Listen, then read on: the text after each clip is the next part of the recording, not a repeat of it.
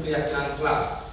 Apa yang kita akan yakini selama kita berada di sekolah maupun di kehidupan di luar sekolah kalian. Kita mulai dari kelas dulu, ya. Keyakinan seperti apa yang akan kalian terapkan dalam kehidupan kalian. Nah, tetapi sebelum kita membuat keyakinan, kita mulai dulu dari kelas impian. Nah, jadi kalian membuat apa sih kelas impian kalian selama berada di sekolah ini? Ya, apa yang ingin kalian tambahkan, apa yang ingin kalian cita-citakan, apa yang ingin kalian wujudkan selama berada di sini bersama kelas ini. Nah, sekarang coba kalian tuliskan di sticky notes yang sudah Pak berikan ke kalian yang warna kuning. Silakan ditulis, ya, silakan kerjakan ya. Oke.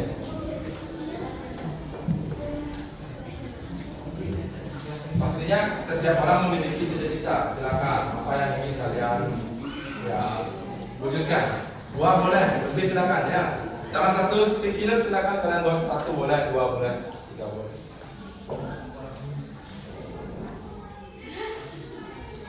Ya, silakan dituliskan. Kurang lebih 5 menit lah.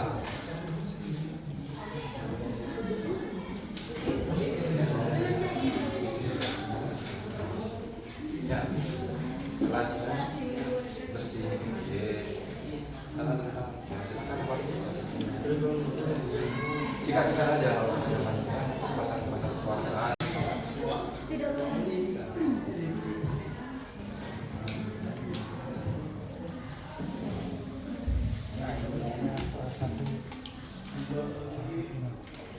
Bisa menggunakan beli asli. Ya.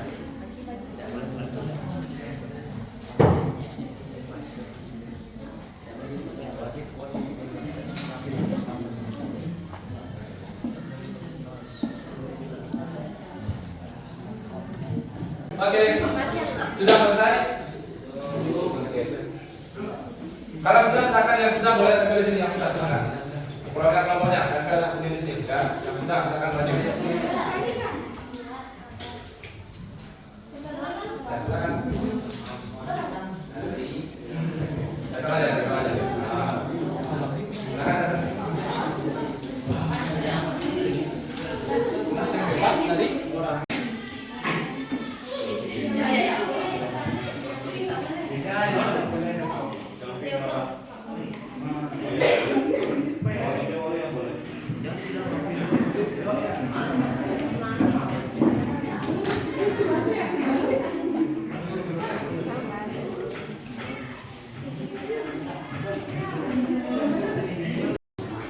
Baik, sudah semua menuliskan? Sudah, sekarang kita akan coba ya membacakan apa sih kelas impian dari anak-anak kelas 11 IPA 1 ini.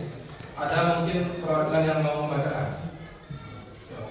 Nadine. Oke, silakan Bapak Nadine. Ya, silakan.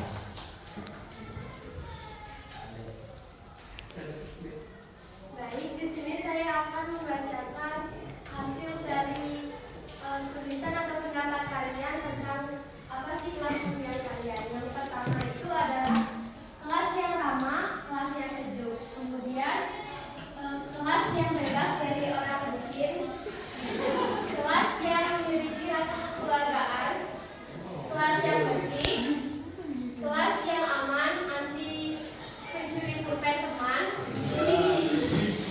kelas yang rapi, kelas yang nyaman, aman, dan tentram. Kemudian ada kelas yang kalau ada pulpen jatuh itu dikembalikan ke orang yang punya. Kelas yang kompak, kelas yang mengutamakan solidaritas, kelas yang kece. Wah, ada satu nih, kelas yang punya AC. Biar kalian kan ini ya. Kemudian ada kelas yang kalau ada kegiatan pembelajaran itu semuanya tertib dan menyenangkan. Sekian, itu adalah kelas impian kita. Ya. Ternyata luar biasa sekali impian kalian, banyak sekali. Ada yang kelas yang lama, ada yang kelas yang bersih, rasa kekeluargaan, bahkan bebas dari orang bucin, nggak masalah. Tapi ada yang bucin ini nggak masalah. Jadi ini impian kalian. Kita sekarang Bagaimana cara menunjuk kegiatan kalian ini? Ya, usaha atau perilaku apa sebenarnya yang bisa terapkan? Ya, apa yang boleh dilakukan? Apa yang boleh dilakukan? Selama kalian menjadi siswa di sini, sehingga kelas impian kalian terwujud bahkan di kehidupan kalian nanti. Nah, silakan kalian pikirkan dan kalian tuliskan di kertas yang hijau yang boleh dilakukan usaha atau perilaku. Sedangkan di kertas yang merah atau pink, silakan tuliskan yang tidak boleh dilakukan.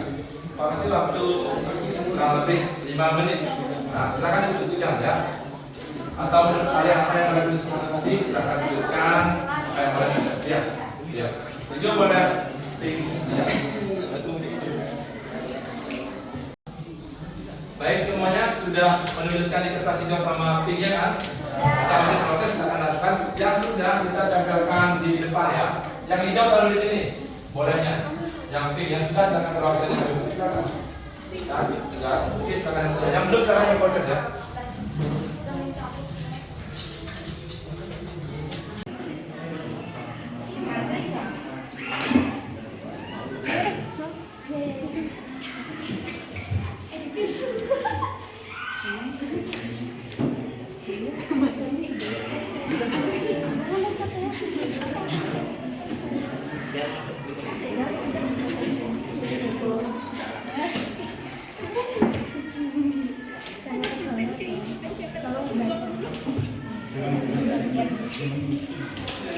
Oke, kita akan kelompokkan ini.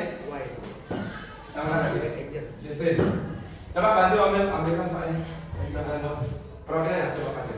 Ya, Sipin, ini boleh. Sama yang lain ini. Sipin nah. Boleh jadikan satu ya. Mana Sipin yang lain ini. Masih ini.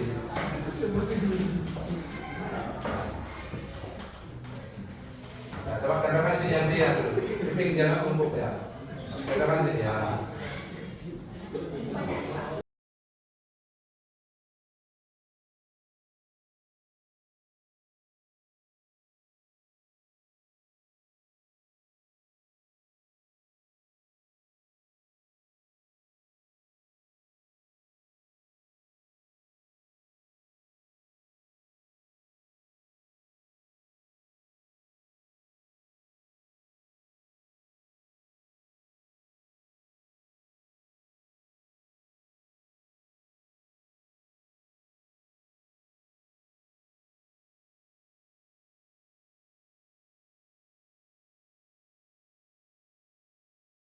Ya, jadi ini kita sepakati menjadi suatu keyakinan ya, nilai-nilai kebajikan yang kalian harus tanamkan selama berada di kelas bahkan di kehidupan kalian nanti.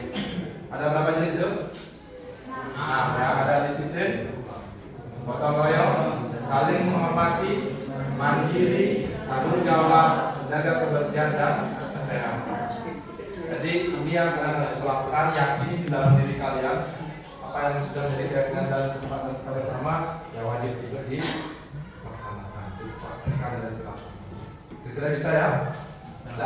Nah, sekarang sebagai ini ya, kesepakatan keyakinan kalian ini, kalian bisa tanda tangani ya. Di mana bisa tanda tangani? Di sebelah mana ya? Di sini boleh ya. Seputaran ini, semua orang harus sepakat dengan ini.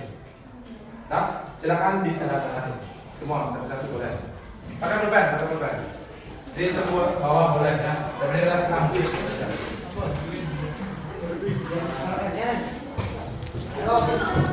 Tulis namanya di bawahnya apa? Inisialnya ya. Wiraya. Oke.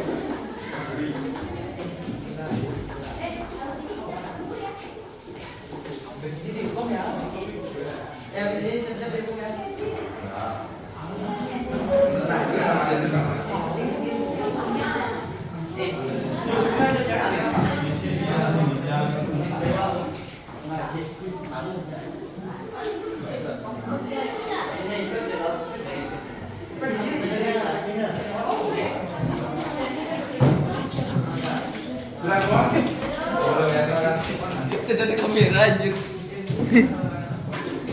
Bayangkan berapa giga nih ya?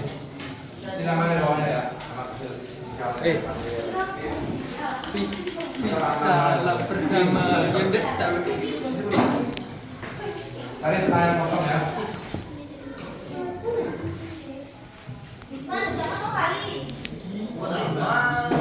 Tidak ya. Tidak.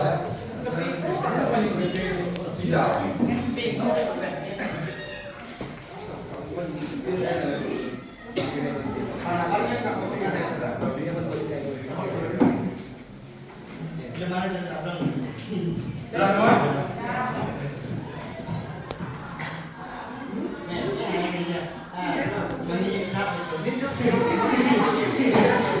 Ada tiga nih dalam arti kecil saya. Ayo beli. Kayak gini kan? Oke, sudah semua. Nah, kalau sudah, kalian siap untuk melaksanakan ini kan? Siap. Baik, mudah-mudahan kalian harus lagi sebagai suatu daya kenal kita setelah melakukan semuanya. Sekarang Pak akan coba printkan ya. Kita akan duduk bersama di sini sama yang akan Pak printkan.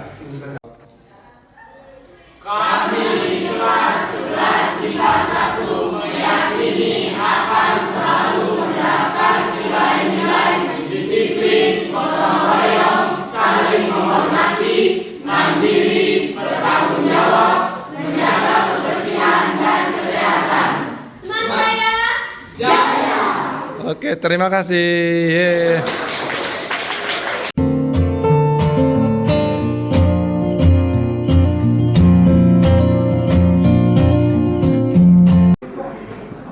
Dah.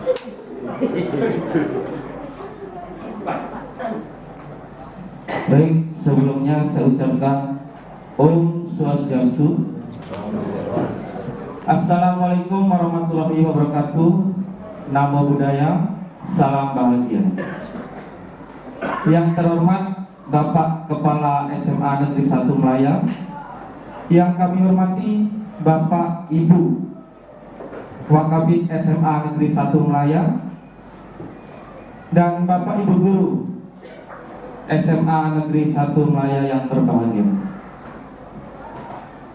Puji syukur marilah kita panjatkan kehadirat Tuhan Yang Maha Esa, karena atas izin beliau kita dapat berkumpul di sini dalam keadaan sehat, tak kurang suatu apapun, untuk melaksanakan kegiatan diseminasi budaya positif oleh calon guru penggerak SMA Negeri 1 Melaya Angkatan 6 Kabupaten Jembrana atas nama 1. Bapak Eka Parta Wiguna Eskom, 2. Ibu Kotiatin SPD, 3. Ibu Nikomang Ayu Sartika Dewi SPD, 4. Bapak Inengah Juliawan SPD. Adapun acara pada diseminasi hari ini sebagai berikut. Yang pertama, sambutan Kepala SMA Negeri 1 Melaya.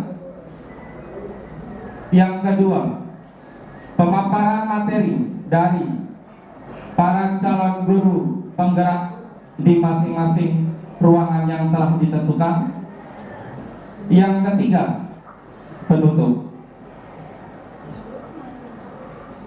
Melaksanakan acara yang pertama, yaitu sambutan Kepala SMA Negeri 1 Melaya kepada Bapak I. Ketut Widya SPD, kami persilakan.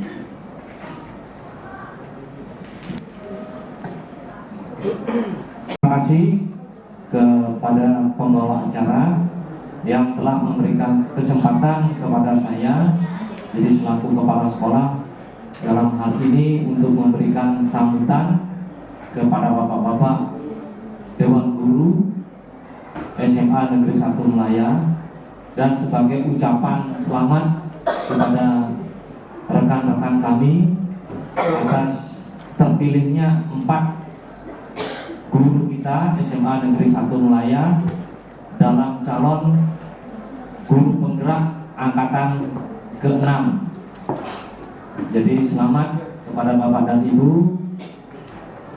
Sebelum saya memberikan sambutan, 1-2 patah kata, izinkan saya untuk menyampaikan salam umat. Om Swastiastu. Assalamualaikum warahmatullahi wabarakatuh. Salam sejahtera untuk kita semua.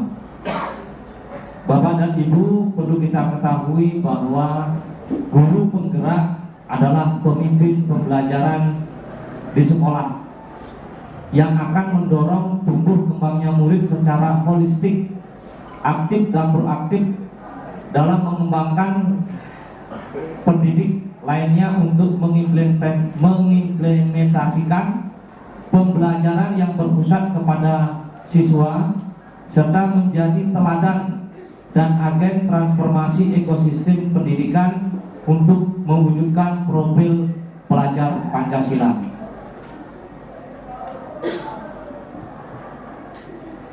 Bapak dan Ibu semua, jadi selaku pemimpin pembelajaran, jadi sebagai calon penggerak, guru penggerak, jadi bagaimana rekan-rekan kita mampu menerapkan budaya positif dalam pembelajaran.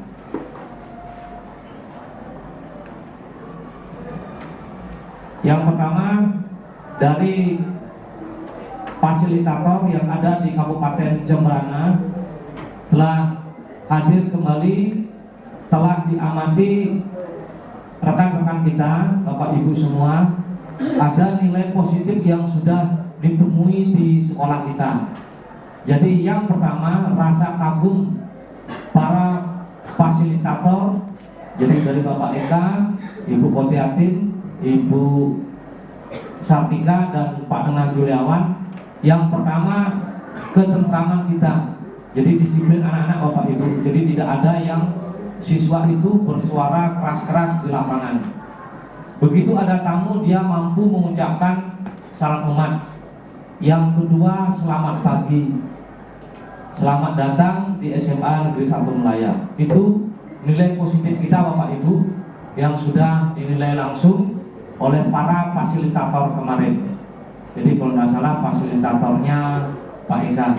Begitu juga fasilitator yang lain tentang keberadaan kita di SMA Negeri 1 Melaya.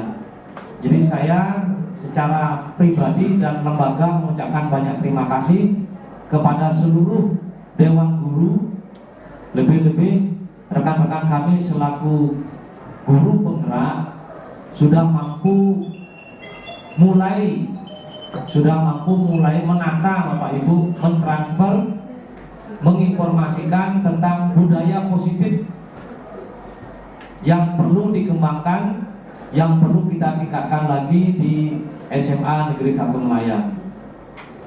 Untuk selanjutnya, jadi pesan saya selaku pimpinan dan atas nama lembaga, jadi kepada rekan-rekan kita yang sudah berhasil sebagai calon guru penggerak, tetap bertahan dengan tetap motivasi dan jaga kesehatan. Gimana caranya Bapak dan Ibu yang sudah ditunjuk sebagai calon guru penggerak bertarung sampai finish. Jalankan tugas dan misi ini dengan penuh tanggung jawab. Apa-apa tentang perubahan pembelajaran, mohon jangan ragu-ragu untuk menginformasikan kepada kita semua. Bapak Ibu yang belum berhasil sebagai calon guru penggerak, tetap belajar, tetap mendekatkan diri, dan mau menerima perubahan pembelajaran positif di lingkungan SMA Negeri 1 Melaya. Jadi Bapak dan Ibu jangan takut akan perubahan. Marilah kita belajar bersama-sama untuk melakukan perubahan ini. Demikian yang dapat sampaikan pada acara pembukaan ini. Lagi sekali selamat kepada Bapak dan Ibu yang sudah terpilih menjadi calon guru penggerak. Semoga rekan-rekan kita ada yang menyusul di angkatan yang ke-9 dan ke-10. 8, 9, 10. Itu walaupun belum ada pengumuman. Begitu juga harapan kami kepada Bapak dan Ibu semua. Jadi mohon dukungannya terhadap terpilihnya sekolah kita sebagai calon sekolah penggerak. Oke, demikian Bapak Ibu, waktu dan kesempatan saya serahkan kembali kepada pembawa acara dan kesinergitian untuk para Mas Santi. Om Santi Santi Santi Om. Wassalamualaikum warahmatullahi wabarakatuh. Salam, selamat pagi.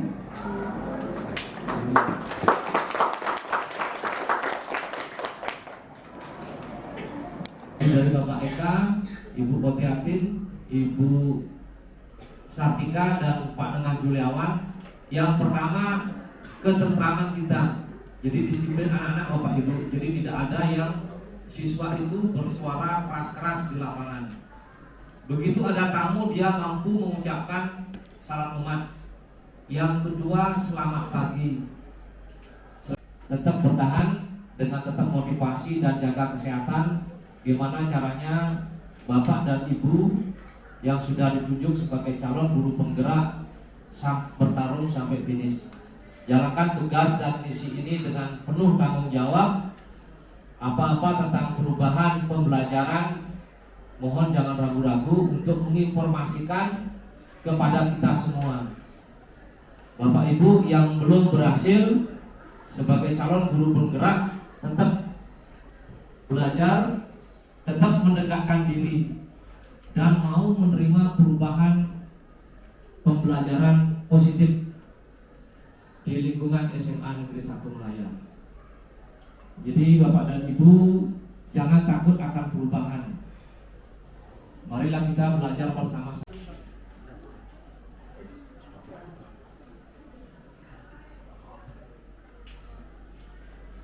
Baik, disampaikan terima kasih. Melanjutkan acara yang kedua, yaitu pemaparan materi dari para calon guru penggerak. Kepada Bapak Ibu calon guru penggerak, kami persilakan menuju ke ruangan yang telah ditentukan sesuai dengan pembagian. Terima kasih. Selamat pagi Bapak dan Ibu guru hebat. Om Swastiastu. Assalamualaikum warahmatullahi wabarakatuh. Salam sejahtera untuk kita semua. Namo Buddhaya, salam kebajikan. Salam bahagia. Baik Bapak Ibu guru hebat, pada kesempatan pagi hari ini ya, saya akan sedikit berbagi pengalaman, yaitu tentang aksi nyata modul 1.4 budaya positif. Jadi di sini saya akan mendesiminasikan pemahaman dan penerapan budaya positif yang sudah saya lakukan selama saya pendidikan calon guru penggerak ini. Nah di sini kalau Bapak Ibu kan sudah kenal saya Tengah Juliawan, ya, saya dari SMA Negeri 1 Melaya, calon guru penggerak angkatan 6 Kabupaten Jemberana. Nah, sebagai salam pembuka, saya ucapkan selamat datang para guru hebat. Mari belajar bersama, berkolaborasi, saling mendukung demi mewujudkan disiplin positif di sekolah kita tercipta. Nah, untuk mengawali tentang budaya positif, di sini saya memiliki sedikit gini ya, gambaran apa saja konsep-konsep kunci yang akan dipelajari dalam modul budaya positif ini. Nah, di sini bisa dilihat yang pertama ada perubahan paradigma stimulus respon menjadi teori kontrol. Yang kedua disiplin positif, yang ketiga nilai-nilai kebajikan. Berikutnya ada motivasi perilaku manusia, kemudian hukuman dan penghargaan, kemudian kebutuhan dasar manusia, keyakinan kelas, 5 posisi kontrol, dan segitiga restitusi. Jadi konsep-konsep kunci ini sangat penting sekali ya, mengubah pandangan kita yang sebelumnya mungkin saya sendiri ya memang masih belajar bagaimana menerapkan budaya positif ini sendiri. Karena sebelumnya memang beberapa konsep saya masih kurang informasi. Setelah saya mengenal pendidikan, ada beberapa tambahan informasi terhadap saya yang akan saya bagikan ke Bapak Ibu sekalian. Nah, untuk mengawalinya di sini saya memiliki sedikit permainan. Ya, ini tentang Anda adalah A, dan rekan Anda adalah B. Nah mungkin Bapak Ibu jauh-jauhan ya, jadi yang sebelah kanan Pak Agus sama Pak Suke ya, terus Bu Dayu sama Pak Berdi, misalnya sama Bu Walid, Bu Devi sama Bu Mita, Bu Yus sama saya saja. Oke. Nah jadi Bapak Ibu berpasangan. Nah permainan seperti ini, Anda adalah A, rekan Anda adalah B. Di sini misalkan bayangkan ya, mungkin Bapak Ibu bisa tutup mata ketika menggenggam tangan Bapak Ibu.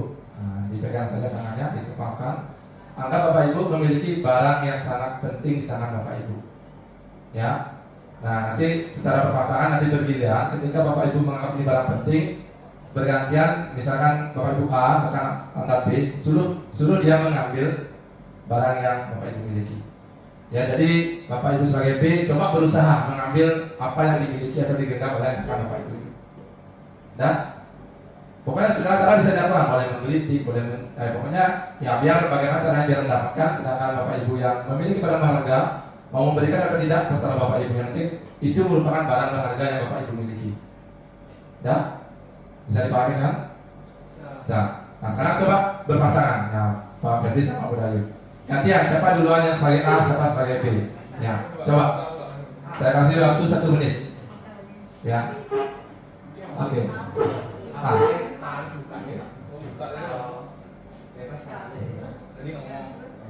Saya ambil ya. Saya buka ya. Saya buka.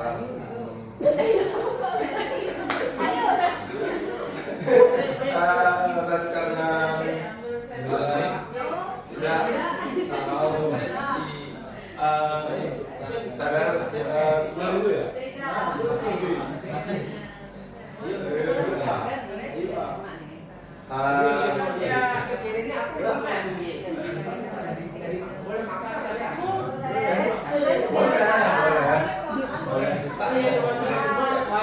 Ya boleh, terserah Bapak Ibu, ini Bapak Ibu mau memberikan atau tidak. Yang penting itu merupakan barang berharga buat Bapak Ibu.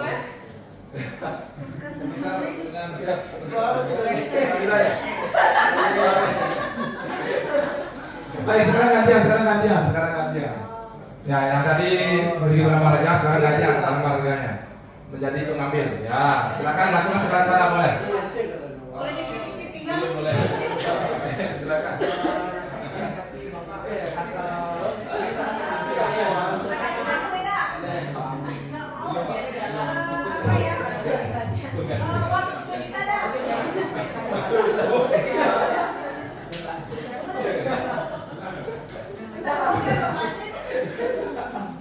Baik, sudah ya Bapak Ibu. Sudah, silakan kembali ke posisinya. Nah sekarang di bawahnya ada pertanyaan buat Bapak Ibu. Nah ketika Bapak Ibu tadi bermain saling membuka telapak tangan, coba kita jawab 2 pertanyaannya. Ini yang pertama, apakah Anda atau B membuka kepalan tangan Anda? Mengapa? Berikan alasannya. Apakah B menutup telapak tangan Anda? Berikan alasannya. Nah mungkin siapa yang ingin memberikan pendapatnya? Apakah tadi Bapak Ibu membuka atau menutup? Ya? Oke, 1. Coba Bu Yus. Nah silakan. Coba. Nah kenapa menutup? Kalau untuk saya, kenapa mengepalkan tetap atau menutup? Alasannya itu adalah ini adalah barang berharga saya, kemudian cincin kawin saja. Saya serahkan. Itu terima kasih. Baik, terima kasih. Jadi Bu Yus mengatakan bahwa itu cincin kawinnya, jadi tidak boleh diambil oleh orang lain. Ya, ada yang membuka tadi? Ada? Apa-apa, kan itu kan alasannya Bapak Ibu sendiri. Ya, kebebasan, tak harus menutup, tak harus membuka. Nggak ada? Oke, berarti semuanya menutup ya? Berarti itu merupakan barang berharga buat Ibu. Nah, sekarang pertanyaan berikutnya. Dalam kegiatan ini sesungguhnya siapa yang memegang kendali atau kontrol untuk membuka atau menutup kepalan tangan? Kira-kira siapa? Diri sendiri. Ya, diri sendiri. Benar sekali Bapak Ibu ya. Jadi diri sendirilah yang memegang ini. Bapak Ibu mau membuka ataupun menutup tangan Bapak Ibu. Ya orang lain hanya bisa berusaha untuk meraihnya. Sedangkan yang mau menentukan siapa yang ingin membukanya adalah diri kita sendiri. Nah, ini ada kaitannya dengan bagaimana perubahan paradigma kita sebelumnya. Karena sebelumnya kita sebagai guru ya, saya juga berpikiran yang sama. Di sini saya akan membahas mengenai miskonsepsi tentang kontrol menurut Dr. William Glasser. Jadi miskonsepsi ini sudah kita sering gunakan, tapi sebenarnya apa yang kita sudah lakukan sebelum-sebelumnya ini merupakan suatu miskonsepsi. Seperti apa? Yang pertama, ilusi guru mengontrol murid. Ya, jadi sebenarnya kita berpikir yang bisa mengontrol murid, mengubah perilaku murid kita sebagai guru, tapi sebenarnya itu merupakan ilusi. Jadi yang bisa mengontrol murid, mengubah murid adalah diri murid sendiri. Kita hanya bisa memberikan suatu motivasi, kita hanya bisa memberikan dorongan, seperti itu. Nah, yang kedua, ilusi bahwa semua penguatan positif efektif dan bermanfaat. Jadi kita berpikir bahwa dengan memberikan penguatan, murid itu akan berubah. Ternyata itu hanya sebuah ilusi. Karena apa? Penguatan yang kita berikan hanya membuat murid itu berubah untuk suatu tujuan tertentu. Nah, itu akan bersifat sementara, tidak selamanya. Jadi itu bukan merupakan motivasi dari diri murid itu sendiri. Yang ketiga, ilusi bahwa kritik dan membuat orang merasa bersalah dapat menguatkan karakter. Nah, ini kita berpikiran dengan mengkritik nanti siswa tersebut akan berubah. Nah, sebenarnya mengkritik itu membuat siswa itu menjadi identitas gagal. Dia merasa merendahkan dirinya karena dia mendapatkan kritik seperti itu. Sehingga dengan identitas gagalnya itu membuat siswa akan merasa down mentalnya dan sebagainya. Sebenarnya itu yang terjadi. Sehingga dengan mengubah siswa dengan cara kritik itu sebenarnya hanya sebuah ilusi. Padahal mereka merasakan sesuatu yang identitas gagal pada dirinya mereka sendiri. Nah, yang keempat, ilusi bahwa orang dewasa memiliki hak untuk memaksa. Nah, karena kita beranggapan sebagai guru merupakan orang dewasa, kita berpikiran dengan kita mengubah perilaku murid, dia akan mengikuti apa kata kita. Sebenarnya itu juga cuma ilusi semata. Tetap yang akan mengubah mereka diri mereka sendiri. Ya, kita hanya menganggap diri kita dewasa, apapun yang kita berikan mereka suatu kebenaran. Tapi itu sebuah sebuah motivasi ataupun hak kita sebagai orang memaksa, tetapi sebenarnya yang mengubah mereka tetap diri mereka sendiri. Seperti itu. Nah, itu tentang ilusi atau miskonsepsi tentang kontrol menurut Dr. William Glasser.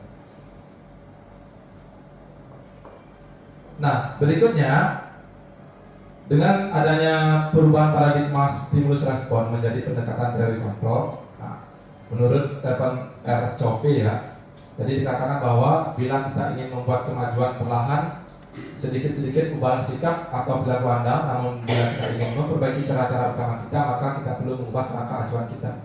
Ubahlah bagaimana Anda melihat dunia, bagaimana Anda berpikir tentang manusia, ubahlah paradigma Anda, skema pemahaman dan penjelasan aspek-aspek tertentu tentang realitas. Nah, ini menandakan bahwa jika kita ingin mengubah sesuatu, itulah diri kita sendiri, ingat itu. Ya, kalau kita ingin mengubah dunia, pandanglah dari diri kita sendiri. Ya, kita ubah wawasan kita ubah bagaimana cara berpikir tentang manusia, bagaimana paradigma Anda tentang dunia dari diri sendiri. Seperti itu. Sehingga yang awalnya tentang teori stimulus respon bisa kita lihat di tabelnya itu ya. Realitas kebutuhan kita sama, semua orang melihat orang yang sama, sedangkan teori kontrol itu realitas kebutuhan kita berbeda. Setiap orang memiliki gambaran berbeda. Nah, di sini kalau kita lihat secara menyeluruh, stimulus respon ini menandakan bahwa jika ada suatu rangsangan baru ada perubahan. Seperti itu. Sedangkan menurut teori kontrol, yang melakukan perubahan itu adalah objek atau subjeknya itu diri kita sendiri. Ya, jadi ini perubahan paradigma yang terjadi bahwa jika ingin mengubah sesuatu mulailah dari diri sendiri. Ya, stimulus respon itu bisa dilakukan, tapi itu tidak dalam jangka panjang, hanya untuk sesaat. Seperti itu. Nah, inilah perubahan paradigma yang kita alami sekarang. Sehingga nanti kita akan membahas bagaimana tentang disiplin positif. Ya, bagaimana cara menerapkan disiplin positif terhadap murid. Ya, nanti Bapak Ibu akan menerapkan dengan murid-murid di sekolah. Nah, sebenarnya ketika kita mendengar kata disiplin, apa yang terbayang di benak Anda atau Bapak Ibu ya? Ketika kita membahas disiplin, pasti di pikiran kita disiplin itu tentang aturan. Pasti itu ya, ada hukuman dan sebagainya. Nah, sebenarnya kebanyakan ya, orang kan menghubungkan kata disiplin dengan kata tertib, teratur, kepatuhan pada aturan. Kata disiplin juga sering dihubungkan dengan hukuman. Nah, padahal itu sebenarnya berbeda, karena belajar disiplin positif tidak harus memberi hukuman. Nah, justru itulah salah satu alternatif terakhir dan kalau perlu tidak digunakan sama sekali. Jadi ini mungkin Bapak Ibu sekarang terbayang, saya sering melakukan hukuman. Sebenarnya secara disiplin positif itu tidak boleh dilakukan. Ya, dalam budaya kita memang makna disiplin dimaknai menjadi sesuatu yang dilakukan seseorang pada orang lain untuk mendapat kepatuhan. Ya memang tidak bisa dibuktikan, tapi kita akan coba merubah perlahan pandangan kita tentang disiplin positif itu seperti apa. Seperti itu. Nah, di sini menurut para ahli ya ada 2 ahli yang digunakan di sini dari Ki Hajar Dewantara dan Diana Gosen. Jadi yang pertama Ki Hajar Dewantara menyatakan bahwa di mana ada kemerdekaan, disitulah harus ada disiplin yang kuat. Sesungguh pun disiplin itu bersifat self disiplin, ya, disiplin diri sendiri yang mau kita dengan sekeras-kerasnya. Tetapi itu sama saja, sebab jikalau kita tidak cakap melakukan self disiplin, wajiblah penguasa lain mendisiplinkan kita, dan peraturan demikian itu harus ada dalam suasana yang merdeka. Nah, itu menurut Ki Hajar Dewantara. Sedangkan Diana Gosen, arti dari kata disiplin berasal dari bahasa Latin disiplina, yang artinya belajar. Kata disiplin juga berasal dari akar kata yang sama dengan disiplin atau murid atau pengikut. Nah, untuk menjadi seorang murid atau pengikut, seorang harus paham betul alasan mengapa mereka mengikuti suatu aliran atau ajaran tertentu, sehingga motivasi yang terbangun adalah motivasi intrinsik, bukan ekstrinsik. Nah, dari kedua ahli yang digunakan, kita dapat menyimpulkan bahwa disiplin diri dapat membuat seseorang menggali potensinya menuju kepada sebuah tujuan. Ya, menuju kepada sebuah tujuan, sesuatu yang dihargai dan bermakna. Dengan kata lain, disiplin diri juga mempelajari bagaimana cara mengontrol diri sendiri dan bagaimana menguasai diri sendiri untuk memilih tindakan yang mengacu pada nilai-nilai yang kita hargai. Jadi mengontrol diri untuk mencapai tujuan, yaitu nilai-nilai yang kita hargai. Nah, nilai-nilai seperti apa nanti? Itu seseorang memiliki disiplin diri berarti mereka bisa bertanggung jawab terhadap apa yang dilakukan karena mereka berdasarkan tindakan mereka pada nilai-nilai kebajikan universal.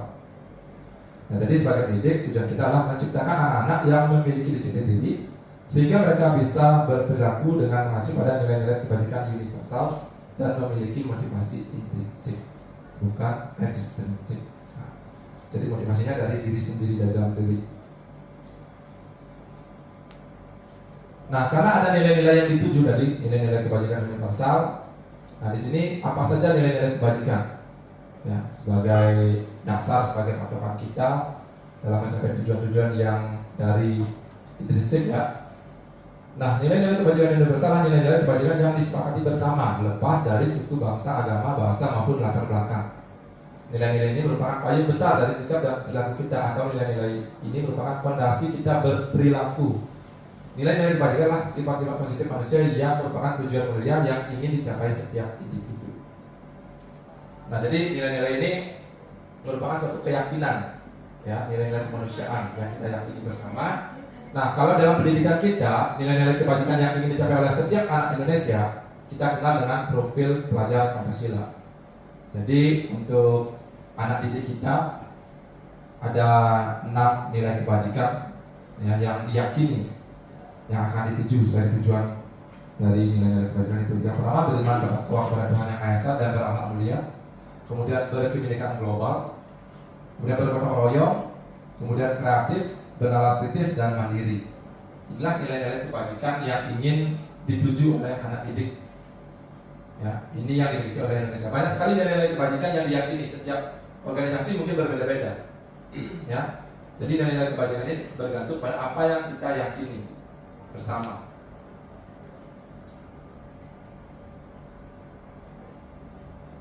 Nah, demikian juga motivasi perilaku manusia. Jadi Diana Gosen dalam bukunya Restructuring School Discipline nyatakan ada 3 motivasi perilaku manusia. Oke, yang merah itu mungkin kasih tidur, ya. Yang pertama, yang paling umum, ya, untuk menghindari ketidaknyamanan atau hukuman. Ya, jadi orang berperilaku sebenarnya paling besar untuk murid kita terutama, ya, ingin menghindari hukuman karena murid melakukan disiplin diri karena takut untuk dihukum dan untuk menghindari permasalahan yang muncul akibat dari motivasi. Nah, motivasi ini bersifat eksternal, ya, dari luar. Seperti itu. Yang kedua, untuk mendapatkan imbalan atau penghargaan dari orang lain. Jadi orang berperilaku untuk mendapatkan imbalan atau penghargaan dari orang lain. Orang akan dengan motivasi ini akan bertanya, apa yang akan saya dapatkan apabila melakukannya? Nah, ini lebih pada feedbacknya apa sih buat diri kita. Ada murid mungkin dia akan melakukan sesuatu jika ada imbalannya. Nah, ini yang mendorong motivasi perilaku manusia. Nah, ini juga bersifat ekstrinsik karena dari luar. Yang ketiga, motivasi berikutnya untuk menjadi orang yang mereka inginkan dan menghargai diri sendiri dengan nilai-nilai yang mereka percayai. Jadi orang-orang melakukan sesuatu karena nilai-nilai yang mereka yakini dan hargai, dan mereka melakukannya karena mereka ingin menjadi orang yang melakukan nilai-nilai yang mereka yakini tersebut. Nah, inilah motivasi berperilaku yang bersifat intrinsik dari diri sendiri. Ya, sama seperti Bapak Ibu mungkin kenapa mengikuti kegiatan ini. Ya, kalau kita melihat dari motivasi intrinsik, ingin mendapatkan ilmu, ingin menambah wawasan. Nah, itu contohnya. Ya, ingin menambah wawasan, ingin mendapatkan ilmu, ingin pengembangan diri. Seperti itu. Ya, mudah-mudahan bukan untuk tidak dihukum oleh kepala sekolah dan sebagainya, bukan seperti itu ya. Nah, itu kalau seperti itu berarti kita berpikiran adalah motivasi eksternal. Ada orang yang membuat kita menjadi berubah, bukan dari diri sendiri. Nah, itu yang mendorong motivasi perilaku manusia. Nah, di sini kita bisa membedakan antara hukuman, konsekuensi, dan restitusi. Nah, mungkin sesuatu yang baru buat Bapak Ibu, restitusi. Ya, mungkin ada sudah mendengarnya, mungkin ada yang baru. Saya memahami restitusi ini baru selama pendidikan calon guru penggerak ini. Nah, apa saja itu perbedaannya? Nah, di sini dikatakan bahwa untuk mencapai disiplin ya secara umum dulu, itu ada yang namanya identitas gagal dan identitas sukses. Di mana yang dimaksud dengan identitas gagal itu ketika kita melaksanakan hukuman, ya, maka akan tercipta identitas gagal pada orang yang kena hukumannya itu. Kemudian identitas sukses itu apa? Di sini berkaitan dengan disiplin. Yang pertama konsekuensi, yang kedua restitusi. Nah, seperti apa itu? Kita bisa lihat penjelasannya. Seperti yang kita ketahui secara umum hukuman mungkin Bapak Ibu sudah paham karena sering dilakukan. Ya, hukuman adalah bentuk penilaian perilaku seseorang yang bersifat memaksa dan menyakitkan serta tidak terencana. Jadi ketika kita sebenarnya melakukan hukuman, ada orang yang tersakiti di balik hukuman kita. Sehingga ini disebut dengan identitas gagal, akan membuat orang menjadi ya rendah diri dan sebagainya, merasa dirinya gagal. Nah, untuk identitas sukses yang pertama konsekuensi, konsekuensi ini merupakan disiplin dalam bentuk yang sudah terencana atau sudah disepakati oleh guru dan murid. Ya, kita sudah memiliki kesepakatan apa saja konsekuensi yang akan didapatkan ketika kita melanggar aturan tertentu. Contoh yang paling sederhana, misalkan Bapak Ibu ya, biasanya ya kita akan mencoba membuka pikiran ketika anak didik Bapak Ibu telat masuk kelas, misalnya 5 menit, 10 menit. Nah, kalau kita melakukan hukuman biasanya kita lakukan seperti apa? Kita suruh mereka lari misalkan, lari di lapangan, itu termasuk hukuman. Itu sebenarnya menciptakan identitas gagal pada siswa atau untuk anak didik kita. Sedangkan kalau kita melakukan konsekuensi, kita sudah bersepakat dengan murid. Ketika telat 15 menit misalnya, kesepakatannya apa? Muridnya memperpanjang durasi belajarnya 15 menit sampai jam istirahat. Seperti itu. Jadi dia mengganti jam yang sudah dia lewatkan itu. Mungkin nanti kita berikan tugas selama 15 menit ketika waktu keterlambatan mereka. Jadi mereka tidak dapat istirahat. Itu konsekuensinya ketika telat datang ke kelas. Dan masih banyak konsekuensi yang lainnya yang kita sepakati bersama guru dan murid. Nah, ini merupakan salah satu identitas sukses untuk menciptakan disiplin ya, bukan disiplin positif. Masih dalam hal tatanan disiplin. Nah, disiplin yang lebih mengkhusus lagi ada namanya disiplin positif. Nah, ini yang namanya kegiatan restitusi. Ya, restitusi ini adalah proses menciptakan kondisi bagi murid untuk memperbaiki kesalahan mereka, sehingga mereka bisa kembali pada kelompok mereka dengan karakter yang lebih kuat. Seperti itu. Jadi kita kalau melakukan tindakan terhadap siswa diharapkan tindakan yang terlalu restitusi. Nah, seperti apa nanti langkah-langkah restitusi, ada yang namanya nanti segitiga restitusi. Kita akan bahas di bagian akhir nanti. Jadi untuk menciptakan sesuatu disiplin positif, ya kita harus tetap melaksanakan atau kegiatan kita adalah merestitusi, bukan melakukan hukuman. Ya, konsekuensi itu adalah masih bisa ditoleransi untuk menciptakan disiplin, tapi untuk budaya disiplin positifnya, alangkah baiknya kita akan lakukan yang namanya restitusi. Seperti itu Bapak Ibu. Nah, restitusi ini mungkin akan lebih diperdalam nanti. di bagian akhir. Bagaimana cara melakukannya? Nah, perilaku-perilaku dari siswa ini tidak lepas juga dari kebutuhan dasar manusia. Ya, jadi dia ingin memenuhi kebutuhan dasarnya. Apa saja kebutuhan dasar dari manusia itu sendiri? Nah, di sini dikatakan ada 5 kebutuhan dasar manusia, yaitu pertama kebutuhan untuk bertahan hidup atau survival. Sebenarnya kebutuhan bertahan hidup ini berkaitan dengan fisik. Ya, jadi bertahan hidup untuk fisik maupun makanan dan sebagainya. Sedangkan kasih sayang dan rasa diterima, love and belonging, kebebasan, freedom, kesenangan, fun, dan penguasaan, power. Ini merupakan secara psikologis, ya, kebutuhan dasar yang ingin dipenuhi. Jadi yang paling elementer adalah bertahan hidup. Apa maksud dari kebutuhan dasar ini? Jadi seperti ini Bapak Ibu. Ketika kita melihat ada siswa atau anak didik kita melakukan suatu pelanggaran atau tidak indisiplin, kita harus melihat latar belakangnya. Apakah dia ingin memenuhi kebutuhan dasar hidup mereka? Ya, siapa tahu anak didik Bapak Ibu sering tidur di kelas. Nah, itu paling umum ya, tidur di kelas. Nah, di sana mungkin ada beberapa kebutuhan dasar yang dia inginkan, kita tidak tahu. Makanya kita harus menganalisisnya, menanyakannya. Mungkin dia tidur di kelas karena ingin merasa kesenangannya. Ya, karena dia tidak senang dengan mata pelajarannya, sehingga dia tidur di kelas, merasa bosan dan sebagainya. Seperti itu. Ada kebutuhan dasar yang ingin dia temukan atau yang ingin dia capai. Misalkan dia sering ganggu temannya di kelas, ya, mungkin dia membutuhkan rasa kasih sayang dari kita sebagai guru, sehingga dia berlaku seperti itu. Jadi kita harus melihat atau menganalisis apa sih kebutuhan dasar yang ingin dipenuhi oleh siswa, sehingga perlakuan kita ke depannya nanti tidak melenceng dari apa yang dia butuhkan. Seperti itu ya. Kita harus memahami yang namanya kebutuhan dasar dari manusia itu sendiri.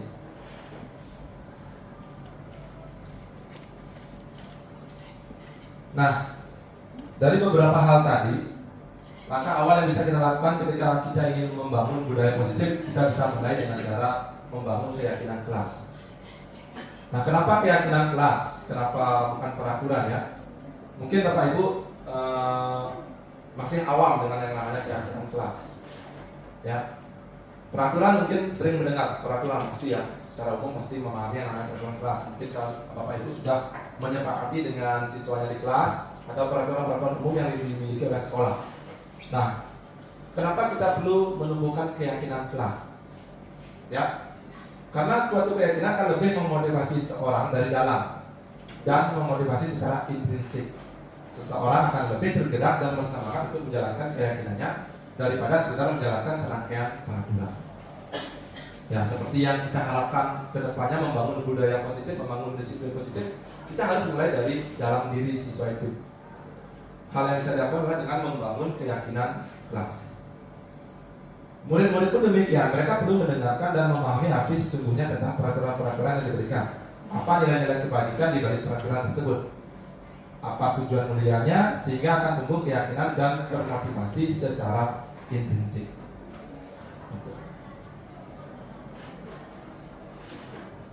Bagaimana bentuk keyakinan kelas? Ya, yang pertama, keyakinan kelas hendaknya dibuat dalam bentuk positif. Ya, jadi kalimat-kalimat yang kita gunakan adalah kalimat positif. Kemudian keyakinan kelas hendaknya tidak terlalu banyak, ya, sehingga mudah diingat dan dipahami oleh semua warga kelas. Ya, jadi jangan terlalu banyak, cukup 5, 6, 7 keyakinan kelas, sehingga siswa tersebut mudah untuk mengingatnya. Kemudian keyakinan kelas sebaiknya sesuatu yang dapat diterapkan di lingkungan tersebut. Jadi ini berbasis lingkungan, apa yang bisa diterapkan di sekolah kita. Itu yang kita bangun keyakinannya. Kemudian semua warga kelas hendaknya ikut berkontribusi dalam pembuatan keyakinan kelas lewat kegiatan curah pendapat.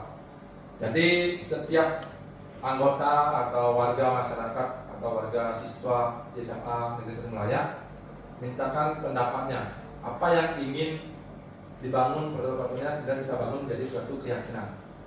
Ya, jadi semua mencurahkan pendapatnya bersama, kita diskusikan, berkolaborasi mulai dari kelas, Bapak Ibu yang Bapak Ibu mampu ya, bersama anak didiknya. Kemudian bersedia ya, meninjau kembali keyakinan kelas dari waktu ke waktu. Nah, ini paling penting ya. Jadi ketika Bapak Ibu nanti sudah membentuk keyakinan kelas, jangan lupa untuk meninjau apa saja yang sudah berjalan, mengevaluasinya apa yang belum, kemudian apa yang perlu ditindaklanjuti nanti. Nah ini bentuk keyakinan kelas. Terus langkah-langkahnya bagaimana? Atau prosedur pembentukannya? Yang pertama, mempersilahkan warga sekolah atau murid di kelas untuk mencurahkan pendapat tentang peraturan yang perlu disepakati di sekolah. Jadi mungkin sederhana seperti ini, Bapak Ibu yang menjadi wali datang ke kelas, baik anak kita akan membuat keyakinan kelas, tim pun curah pendapat mereka. Ya, pendapat mereka Bapak Ibu himpun, mungkin bisa dibuatkan dalam bentuk catatan, notes atau sticky notes, Bapak Ibu tempel, kemudian catat semua masukan-masukan murid di papan tulis atau nanti di kertas, ya, di mana semua anggota kelas atau warga sekolah bisa melihat hasil surah pendapat tersebut. Nah, dari sekian kumpulan pendapat yang sudah ditulis, nanti susunlah keyakinan kelas sesuai prosedur pembentukan keyakinan kelas. Gantilah kalimat-kalimat dalam bentuk negatif menjadi positif. Jadi kalau ada beberapa surah pendapat dari siswa dari peserta didik, Bapak Ibu himpun, yang mana kalimatnya masih negatif kita ubah dulu yang menjadi kalimat positif. Contohnya, jangan berlari di kelas atau koridor. Jangan berlari, ada kata negatifnya, diubah mungkin kalimat menjadi positif, berjalanlah di kelas atau koridor. Seperti itu. Ya, jadi kalimat negatifnya kita ubah menjadi kalimat positif. Kemudian ajak warga sekolah untuk menemukan nilai-nilai kebajikan atau keyakinan yang dituju dari peraturan tersebut. Nah, jadi seperti ini. Keyakinan kita sudah pahami tadi ada beberapa nilai kebajikan universal, lebih khusus kepada nilai-nilai kebajikan yang dituju oleh pendidik kita, pendidikan Indonesia ya, tentang profil pelajar Pancasila. Mungkin Bapak Ibu bisa kelompokkan peraturan-peraturan yang sudah dihimpun sekian banyaknya itu, nilai-nilai kebajikan apa yang dituju oleh peraturan atau pendapat siswa tersebut. Ya, contohnya gini,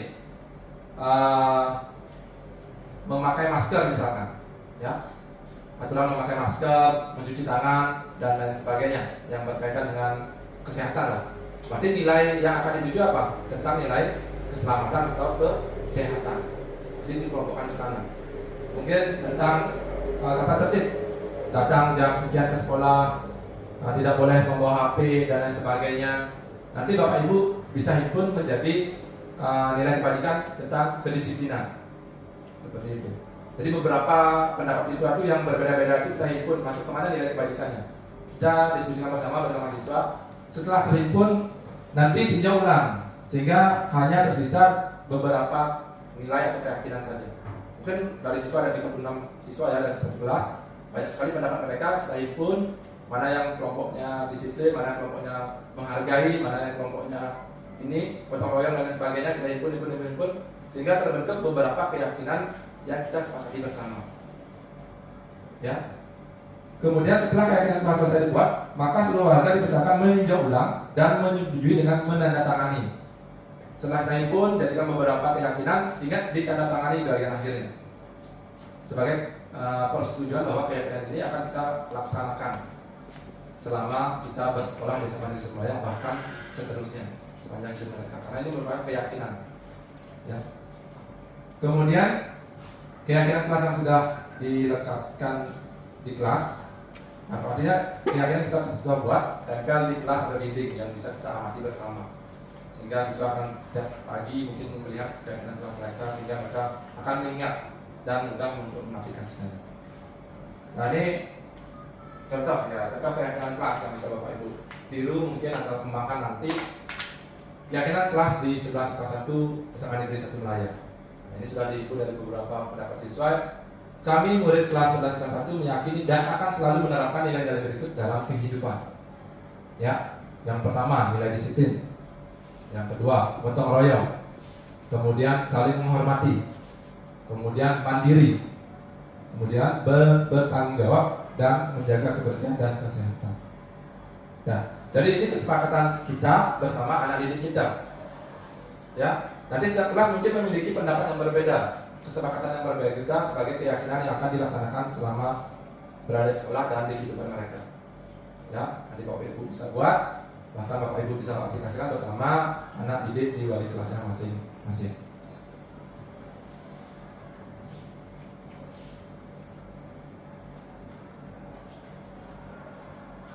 Nah, dalam melakukan apa istilahnya tindakan ataupun kontrol terhadap murid, kita bisa menerapkan 5 posisi kontrol. Nah, ini menurut dia dosen ya, ada 5 posisi kontrol yang dapat diterapkan guru. Oke.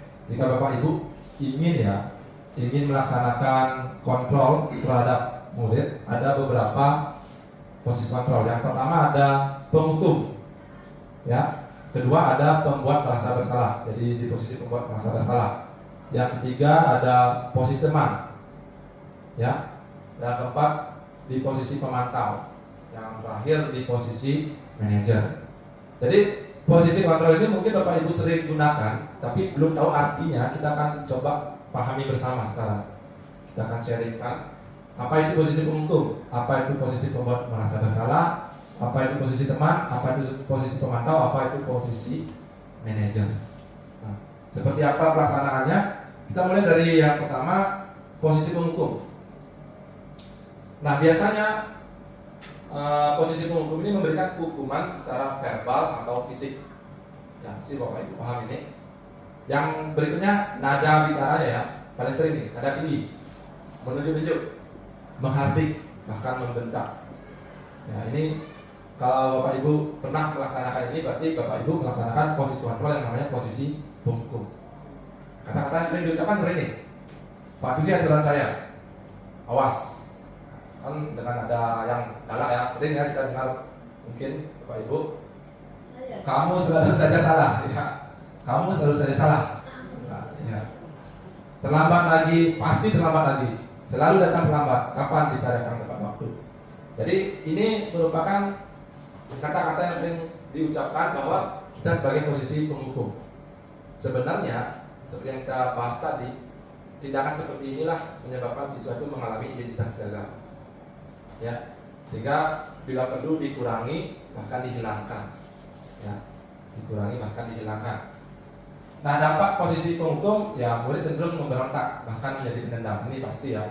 Kalau kita memberikan suatu hukuman kepada murid secara tidak langsung, pasti dia akan merasa dendam ataupun dia akan merasa bahwa dirinya merasa ini ya, saya tidak suka dengan gurunya itu, dia sering kalah sama saya, mungkin seperti itu, tidak menyukai guru atau mata pelajaran yang diampun. Nah, efeknya nanti mata pelajarannya tidak disukai karena gurunya tidak disukai. Nah, itu ya, itu untuk posisi penghukum.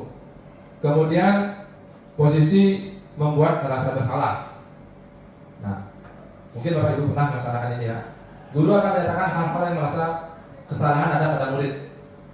Suara cenderung lembut, kata-kata menyalahkan murid. Jadi ini terkesan muridnya terlambat. Ketika dia terlambat atau apa yang melakukan kesalahannya itu, kita jadikan objek yang dia akan bersalah dalam kasusnya ini. Nah, kata-kata yang mungkin muncul seperti ini. Ibu sangat kecewa sekali dengan kamu. Jadi kecewa sekali dengan kamu. Berapa kali Bapak harus memberitahu kamu ya? Gimana coba kalau orang tua kamu tahu kamu berbuat begini? Ya, misalkan seperti ini lagi. Nanti misalnya ada siswa terlambat ya, kamu sering terlambat, padahal sudah Bapak sering kasih tahu ya. Nanti Bapak dimarahi loh sama Bapak kepala sekolah. Jadi terkesan dia melakukan kesalahan, Bapak kepala sekolahnya yang marah. Ya, dia merasa bersalah jadinya. Nanti contohnya. Ya, jadi kalau Bapak Ibu sering menggunakan kata-kata seperti ini, itu merupakan posisi kontrol sebagai pembuat merasa bersalah. Oke. Nah, dampaknya apa? Murid menganggap dirinya bersalah atau identitas gagal, tetap ya, masih pada posisi identitas gagal. Jadi ini dikurangi. Kalau sudah menyebabkan identitas gagal, bila perlu kita kurangi dan dihilangkan posisi-posisi seperti ini. Nah, menyimpan emosi negatif tersebut di dalam dirinya. Ya, jadi dia menyimpan dalam dirinya ini lebih parah sebenarnya ya. Kalau kita lihat, kalau menyimpan sesuatu dalam hati itu lama-kelamaan bisa meledak. Nah, itu bahayanya. Ketika kita sering menyalahkan, dia merasa down, ya, dirinya merasa rendah, suatu saat meledak, ya bahaya. Lebih parah daripada kita sering galak-galakan, ya, marah-marahi mereka. Kemudian posisi kontrol sebagai posisi teman. Nah, ini paling umum ya, terutama untuk guru-guru muda, karena merasa lebih akrab dengan muridnya. Nah, guru berupaya mengontrol murid dengan persuasif. Ya, soal guru akan ramah dan akrab, cenderung bersenda gurau untuk menjaga suasana tetap santai dan hangat. Ya, ini posisi kontrol sebagai teman. biasanya atau umumnya tidak dilaksanakan oleh guru-guru muda karena usia mereka yang merasa mungkin sama, saya masih muda loh, seperti itu mungkin ya. Nah, kalimat yang sering muncul seperti ini, ayolah bantu demi Bapak ya. Ayo ingat tidak bantuan Bapak selama ini? Ya sudah, kali ini tidak apa-apa, nanti Ibu bantu bereskan. Jadi ada kata-kata persuasif di sana, lebih ke teman ya, bagaimana bahasa yang digunakan tidak terlalu formal. Nah, dampaknya apa? Murid memang akan merasa senang dan akan dengan guru, tapi ini akan menimbulkan kebergantungan.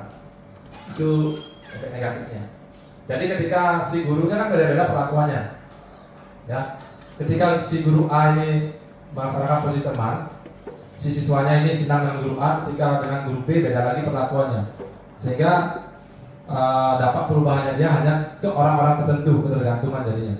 Misalnya dia senangnya dengan Miss Ayu misalkan, senang sama Miss Ayu, dia kan sama Miss Ayu oke lah menurut, sama yang lain tidak, ya, karena mungkin dengan Miss Ayu rasa akrab dan sebagainya, ketergantungan jadinya. Nah ini tidak baik, jangka panjangnya tidak baik, ya. Dengan Bapak Ibu masih dapat dilakukan tapi secara umum untuk jangka panjangnya tidak baik. Nah berikutnya posisi pemantau. Nah jadi posisi pemantau ini seperti apa? Bukan menggunakan kaca ya atau pakai apa ya? Teropong memantau siswa, bukan seperti itu, tapi lebih ke mengontrol murid menggunakan data atau peraturan dan konsekuensi. Ya, suara dan siswa cenderung datar dan formal ini seperti gini. Misalnya siswa terlambat, kita memiliki peraturannya apa, konsekuensinya apa. Jadi kita tidak langsung galang-galang dengan siswa, tidak. Kita formal bicaranya. Adik, kamu terlambat, tahu kan peraturan kalau terlambat seperti apa? Nah seperti itu misalkan. Jadi ada peraturannya yang kita sudah pahami, kita sampaikan siswanya, siswa yang pahami peraturan, konsekuensinya dia dapat. Gitu. Misalnya di kelas misalkan ada peraturan disampaikan, kemudian ada siswanya melakukan pelanggaran, kita hanya menyampaikan peraturan seperti ini, kita sudah sepakati. Ya, konsekuensinya ini. Jadi itu merupakan posisi-posisi pemantau. Ya, jadi kita berdasarkan data atau peraturan yang kita miliki untuk mengontrol murid. Sering Bapak Ibu gunakan ya. Sekolah kita peraturannya seperti ini, sepatunya sepatu hitam dan lain sebagainya. Jadi kita menggunakan aturan-aturan untuk dasar mengontrol siswa. Nah itu kan kalimat-kalimatnya sudah. Apa yang telah melakukan, sanksi atau konsekuensinya apa? Nah itu, ya, pokoknya memakai data atau peraturan. Nah dampaknya apa? Murid memahami konsekuensi yang harus dijalankan karena telah melanggar salah satu peraturan. Murid tidak sepenuhnya mandiri karena masih ada aturan yang mengikat. Jadi dia tidak mandiri untuk berubahnya. Dia masih terkontrol secara eksklusif oleh aturannya itu. Nah, yang terakhir posisi manajer. Ya, posisi manajer ini seperti apa? Jadi posisi di mana guru berbuat sesuatu bersama dengan murid, mempersilahkan murid mempertanggungjawabkan perilakunya, mendukung murid agar dapat menemukan solusi atas permasalahannya sendiri. Jadi ini lebih ke berkolaborasi bersama muridnya, bersama-sama menemukan solusi atas permasalahannya, sehingga murid itu akan menemukan ya apa yang harus dilakukan untuk memperbaiki kesalahan yang sudah dilakukan. Gitu. Jadi di sini peran guru sebagai posisi manajer. Nah kalimat yang sering muncul seperti apa? Apa yang kita yakini? Nah, kita menanyakan kembali keyakinan kelasnya mereka. Kemudian apakah kamu meyakininya? Jika kamu meyakininya, apakah kamu bersedia memperbaikinya? Nah itu misalkan. Kemudian jika kamu memperbaiki hal ini, menunjukkan tentang apa dirimu. Apa rencana kamu untuk memperbaiki hal ini? Jadi lebih ke mencari solusi dari permasalahannya, ya sehingga dia dapat berubah secara intrinsik dari dirinya sendiri. Ya. Nah dampaknya apa? Murid jadi mandiri, pasti ya, karena dia menemukan permasalahannya, kemudian mencari solusinya secara mandiri. Kemudian percaya diri dan dapat memecahkan masalah. Nah ini dampaknya terhadap siswa atau murid. Nah posisi kontrolnya ini ya ada 5 ya, seperti yang saya sampaikan tadi. Jadi Bapak Ibu ya mungkin bisa mengevaluasi. Menurut Bapak Ibu kira-kira posisi mana yang paling baik untuk dilaksanakan? Posisi manajer. Ya, muara atau tujuan kita ke depannya pastilah posisi manajer. Tapi tidak langsung jelas berubah posisi manajer, tidak. Kita coba mengevaluasi diri, lihat posisi yang sering kita gunakan, ya perlahan berubah sehingga goals kita, tujuan kita menjadi posisi manajer dalam mengontrol murid, sehingga timbul atau muncul budaya positif atau disiplin positif pada siswa. Seperti itu. Nah, kaitannya dengan posisi manajer, kita bisa menggunakan yang namanya segitiga restitusi. Nah ini, seperti yang saya sampaikan di awal, ada namanya restitusi, dan untuk melaksanakannya kita bisa menggunakan segitiga restitusi. Ya, seperti apa? Nah, segitiga restitusi adalah suatu proses dialog, jadi berdialog ya, yang dijalankan oleh guru agar menghasilkan murid mandiri dan bertanggung jawab. Jadi proses dialog ini terdiri dari 3 langkah yang digambarkan pada ketiga sisi pada segitiga restitusi. Ya, jadi ada 3 langkah, bisa diperhatikan di segitiga sebelah kanan ya. Jadi yang pertama ada istilah menstabilkan identitas. Oke. Jadi biasanya setiap orang pasti pernah melakukan kesalahan. Kamu bukan satu-satunya yang pernah melakukan ini. Nah, jadi kita menstabilkan identitasnya. Karena siswa itu kalau sudah melakukan kesalahan pasti menganggap dirinya gagal, identitas gagal. Sehingga kita menstabilkan identitasnya, sehingga dari identitas gagal itu menjadi identitas sukses. Jangan malah kita langsung kritik ketika identitasnya sudah gagal, dikritik malah makin down nantinya. Nah, kita coba stabilkan dengan memberikan beberapa pernyataan sehingga identitasnya menjadi identitas sukses. Kemudian validasi tindakan yang salah. Nah, mungkin ini yang namanya kesalahan setiap orang pasti memilikinya. Jadi kita mencari tahu alasan sebab akibatnya seperti apa. Kamu tentu punya alasan mengapa melakukan itu. Misalkan pertanyaan seperti itu, atau adakah cara yang lebih efektif untuk mendapatkan apa yang kamu butuhkan? Nah, langkah yang ketiga adalah menanyakan keyakinan. Jadi keyakinan apa yang sudah dipahami oleh siswa atau murid. Nah, terlebih dahulu pastinya kita harus membuat keyakinan kelas sehingga dia memiliki gambaran keyakinan apa yang sudah dimiliki oleh murid tersebut. Nah, nanti pertanyaan yang bisa diajukan, keyakinan kelas apa yang telah disepakati? Kamu ingin menjadi orang yang seperti apa? Nah, misalkan seperti itu. Ya. Jadi ketiga langkahnya ini tidak harus berurutan ya. Bisa saja muncul 1, 2, 3. Intinya kita mengadakan dialog terhadap siswa sehingga dia bisa menemukan solusi atas permasalahan yang dia lakukan. Ya, dengan menggunakan keyakinan apa yang sudah mereka pahami dan yakini. Seperti itu. Oke. Nah, untuk lebih jelasnya, nah di sini saya sudah pernah melakukan praktik. Saya akan sharing kepada Bapak Ibu. Mungkin Bapak Ibu sudah sering melakukannya, tapi tidak tahu namanya. Ya pasti ini saya yakin Pak Ibu masih sering menggunakan langkah ini.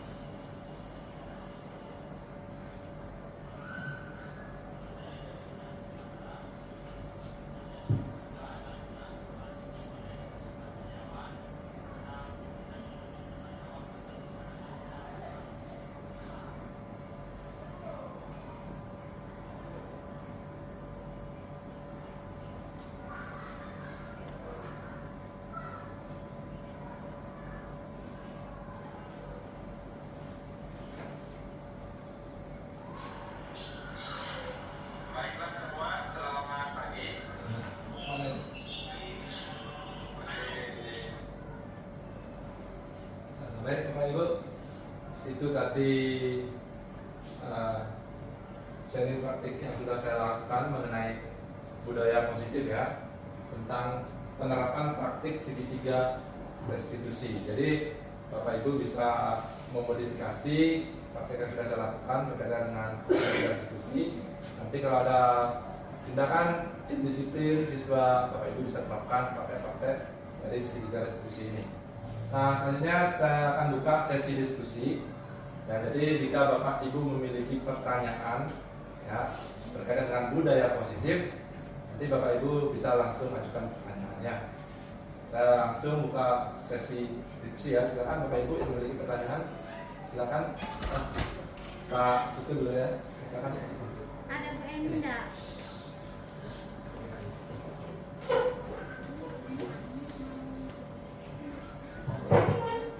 Baik, terima kasih Pak Juli atas kesempatannya. Pada kesempatan yang baik ini saya ingin bertanya kepada Bapak terkait dengan keyakinan kelas, Pak. Nah, di setiap perwalian kelas pasti kita sudah membuat peraturan kelas. Nah, di sini saya mendapat konsep baru terkait dengan keyakinan kelas. Mungkin Bapak bisa memberikan perbedaan antara keyakinan kelas dengan peraturan kelas tersebut. Terima kasih.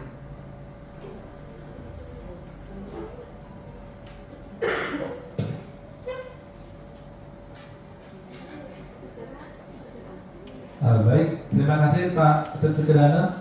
Plus dulu ya buat Ketut Sugedana pertanyaannya.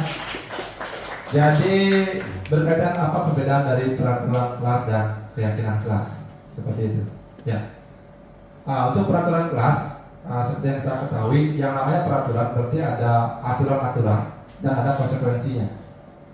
Nah, sedangkan untuk keyakinan kelas itu nilai-nilai kebajikan yang diyakini, konsekuensinya tidak ada.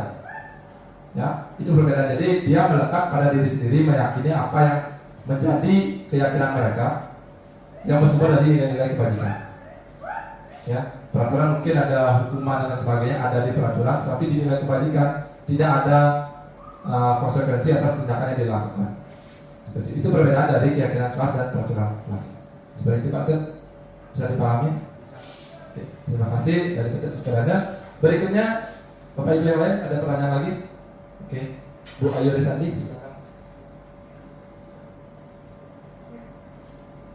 Terima kasih atas waktunya. Pertanyaan saya simpel saja. Bagaimana strategi yang digunakan dalam membentuk budaya positif di sekolah dengan karakter siswa yang beragam? Baik, pertanyaan yang luar biasa sekali dari Bu Ayu Risandi. Nah, bagaimana cara membentuk ya budaya positif dari karakter siswa yang beragam? Nah, seperti kita ketahui, sekarang kita mengenal yang namanya pembelajaran berdiferensiasi ya. Jadi langkah awal ketika kita memiliki karakter siswa yang beragam, lakukanlah pemetaan terlebih dahulu. Ya, pemetaan dari karakter siswa ini bisa Bapak Ibu lakukan di awal pembelajaran. Ya, Bapak Ibu bisa melakukan tes diagnostik sehingga Bapak Ibu memiliki gambaran bagaimana siswa Bapak Ibu sendiri. Ya, dari tes diagnostik ini nanti dengan keanekaragaman yang dimiliki kita bisa menyimpulkan ya apa saja keyakinan-keyakinan yang bisa mengakomodasi beberapa atau keanekaragaman dari karakter siswanya ini. Seperti itu, Bu Ayu. Nah, yang lain bagaimana? Sudah pas? Ada pertanyaan lagi? Tidak? Oke, ada tambahan kira-kira dari Bapak Ibu? Tidak? Oke.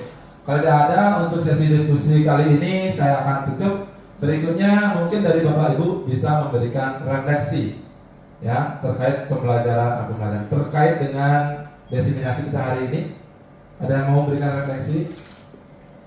Ada yang mau? Oke. Pak Agus ya dulu ya.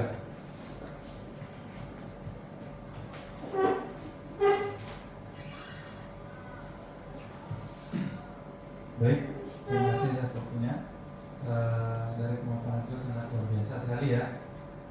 Terus adapun refleksi yang dapat saya tangkap dari budaya positif ini, yaitu setelah mempelajari budaya positif ini, saya baru tahu bahwasanya penghargaan tidak efektif dalam membentuk motivasi intrinsik murid, karena motivasi akan hilang apabila tidak ada penghargaan, dan penghargaan bisa menjadi hukuman bagi orang lain. itu untuk refleksi yang dapat saya dari budaya positif ini. Jadi pas ya.